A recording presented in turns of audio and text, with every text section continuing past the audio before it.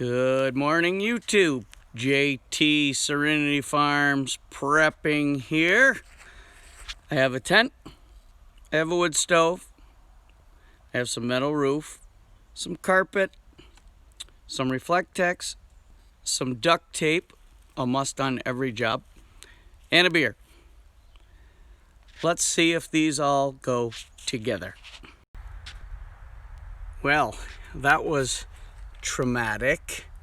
You spend really good money to buy a tent, and then what's the first thing you do after you get it set up? You cut a hole through it. Okay, and there is a flap that comes down when the stove is not in use. So let's go around the front. Step over the guy wires. This is a 10-foot white duck tent. Center pole with a nice heavy-duty grommet to hang lanterns, lights, miscellaneous paraphernalia from. Very nice pole, about 2 inches around, 3 sections, each connected by a bungee inside. Same with the front entrance pole. Nice pouch with 3 pockets, 1 window, 2 window, 3 window. So it's 10 foot from that edge to that edge. Obviously, being a 8-sided tent, it's 10 foot when you go straight across from one angle to the other. I have a full-sized 18-inch high air mattress, 55 inches wide. That should be 60 from the pole to the tent. Not sure it's going to fit, but all the windows zip open with a screen and tie downs.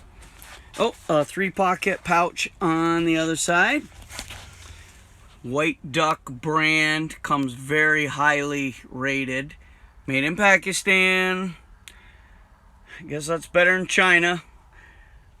Down here, a little zipper pouch for an electrical port wire, whatever you may run out from a generator inside. All along the bottom on every seam, 8 of them, little grommet. And on the 2'7" high sidewalls, little grommet. So, gonna try camping in this tonight. It was 34 here at the compound last night. We have 4 roof vents, 1, 2, 3, 4. You can see the shadow that tells you a hood comes down further below so nothing goes up in. I'm a little off on my center, but notice the pole has a rubber cap, top and bottom. Floor is extremely heavy duty and sewn in, stitched very nicely. Doors, screen and canvas, extremely heavy duty zipper, tie down for inside and outside. Zipper inside and outside. As you can see, these are nice big zippers, and these are heavy duty, very nice. I put a tarp underneath it, as you can see. Apparently that's not necessary, but if I want to move it and store it away real quick because this isn't where I want it, it's all test, then the bottom is nice and dry.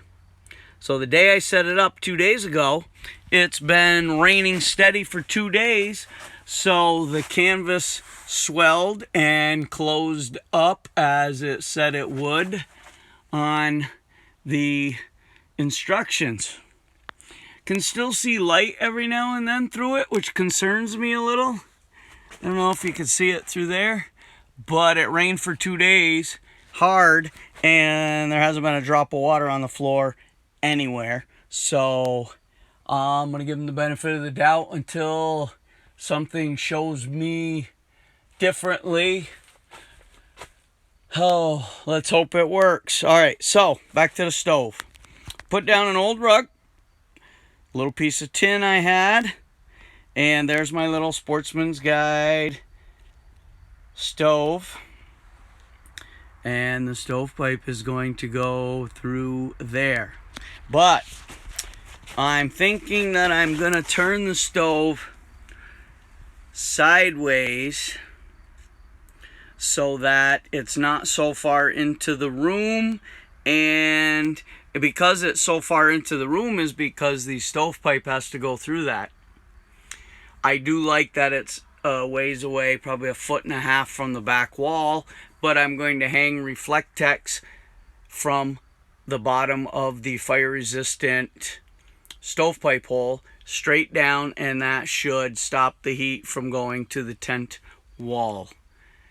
The tin hopefully stops any sparks or anything that would fall out of the stove. The heat doesn't usually transfer through those legs, but I got it there. Just see what's going on. I can get a piece of Durarock or something else that travels with it, and maybe I'll come up with something else while I'm experimenting.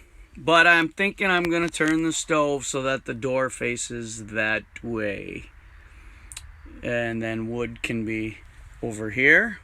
I thought about putting it so that wood is outside the door, but then you'd have to go outside to load the stove every time, and it kind of defeats the purpose of having a stove in a tent. But I'm just thinking, well, I'll gauge by tonight how hot I get with the stove and the pole approximately 2 foot apart, and then my mattress basically gonna be right up against this. So we'll see. Like I said, last night was 34 out, so I'll see tonight what I can get it up to. So what I'm going to do right now is put on the other 2 sections of stovepipe and then give you a look from the outside. So I'll be back in a minute. Okay, in pure redneck fashion, I duct taped a strip of Reflectex and had to turn the stove because when the stove door was facing me, the back end of the stove was too close for my liking. So I'm actually going to slide the stove a little bit more that way in a minute. What I'm curious about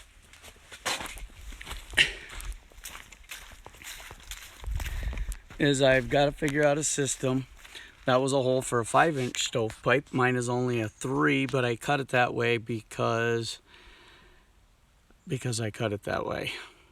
So I understand if it's raining out, water will hit this part and come off to the sides, but any water right here is just going to pour in, and that kind of defeats the purpose. Any thoughts, ideas, suggestions? I appreciate it on that one.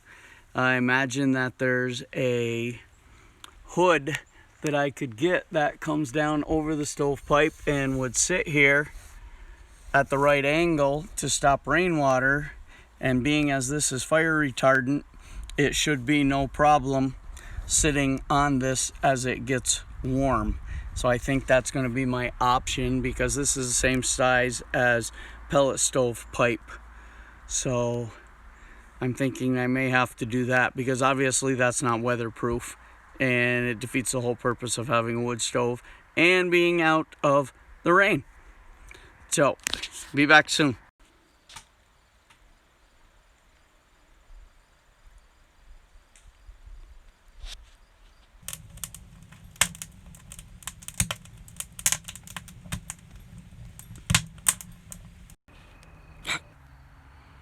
Well, hello there, YouTube. I had put a little quick shot of this magazine into the video earlier. I actually found this at Tractor Supply. I was in Lowe's a couple of weeks ago and they had the magazine that said Prepper, and I did not get one, and every time I've gone back it wasn't there. So today when I went to get chicken feed, Tractor Supply had this, so I grabbed it. I have not even opened the page yet. I will do a video just on what is in this magazine. But I thought that was pretty cool. As you can tell, we are no longer just a trend. So, let me get back to the tent. Okay, we're inside the tent, and as you can see, the air mattress is too big. It is a rectangle, And the tent is an octagon, so it touches on that one, and that one, and the pole. This is a full.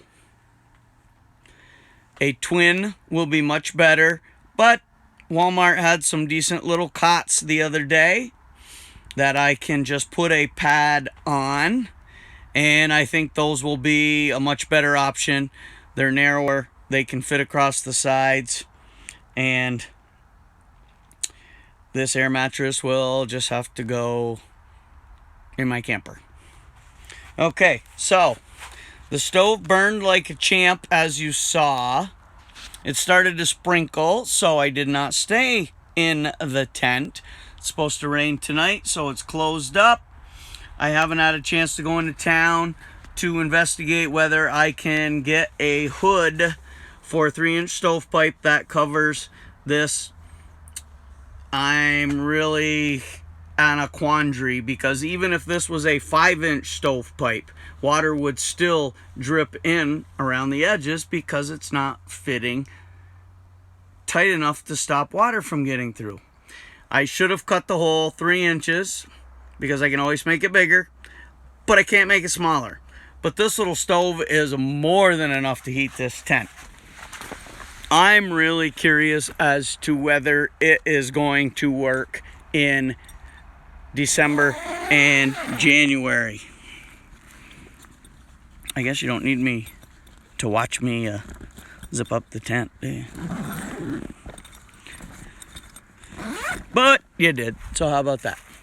So, fall day here at the compound. I don't know if you can see the cabin, but I got rain gutters today.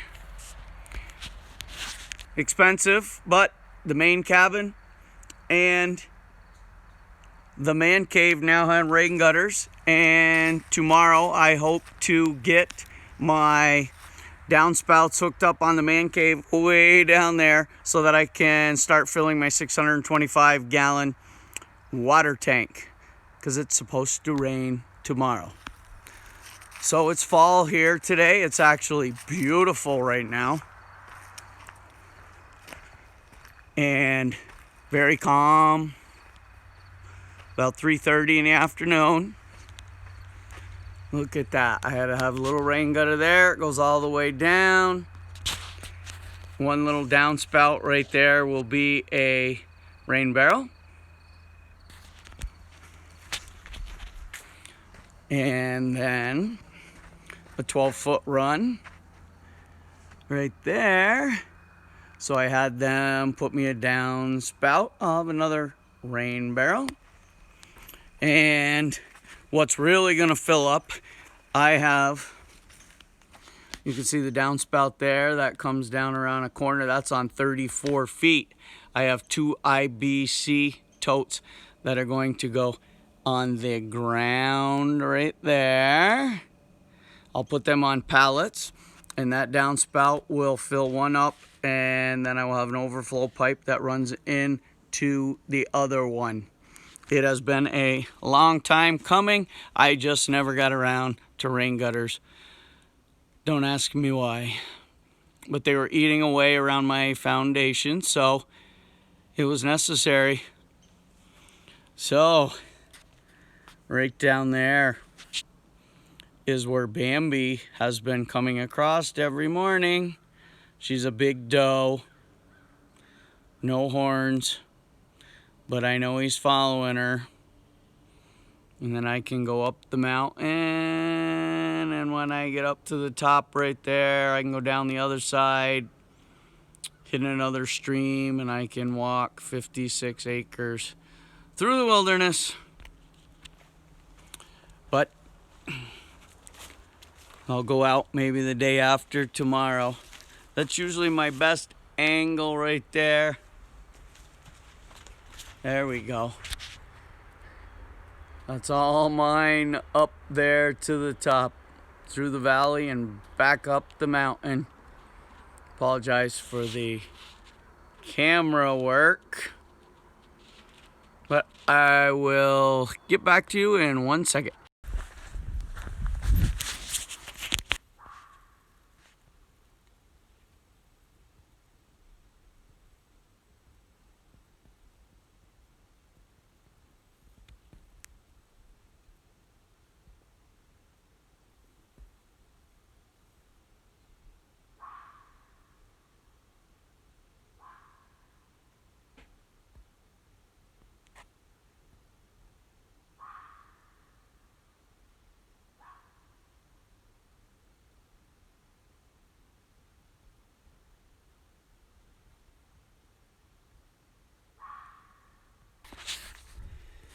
Good morning, YouTube.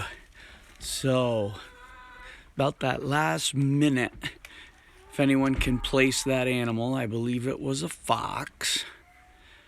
But now I'm going to try and film the mad dash of the chickens as they come out in the morning. Hello, ladies.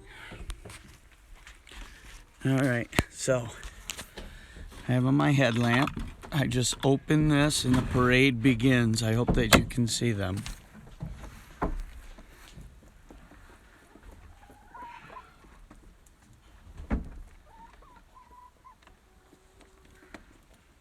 They're not exactly afraid of the dark. Come on, keep it moving. If I turn the headlamp away, sometimes they stop, or I get them coming out of the coop. Then I turn the headlamp, and they're still going. So that fox was behind the cabin. I'm on the front side, and that sounded more like a warning call. Come on, get the last couple out of there. And they like to go up towards the barn. And they pick at some of the hay. Come on, one more. Hop down there. There you go. So, now I will do an egg check. Oh, we got one lady didn't want to go out. Are you coming out? I gotta feed you. Some of them know I'm gonna do the feed, so they stick around. Oh, you got two. She must be laying. Okay, I'll get back to you in a minute. I need both hands to do the feeders. All right, I'm back. They got their two feeders. They're going crazy. Usually this is the only spot that I get an egg. Ooh, that's a monster. Oh, very warm. Always get one at 5:30. Very big. All right, I'm out. Good morning, YouTube. JT Serenity Farms prepping here, 10/8/20. Just thought I'd add a face to the end of the video. The voice will probably be all off. That seems to get wacky. But this was just general updates and some things I'm doing, and hopefully just to keep people interested in checking out my channel. Like, share, subscribe, comment, hit the notification bell, spread the word, please. I'll be posting 2 videos today. So for now, JT, signing off.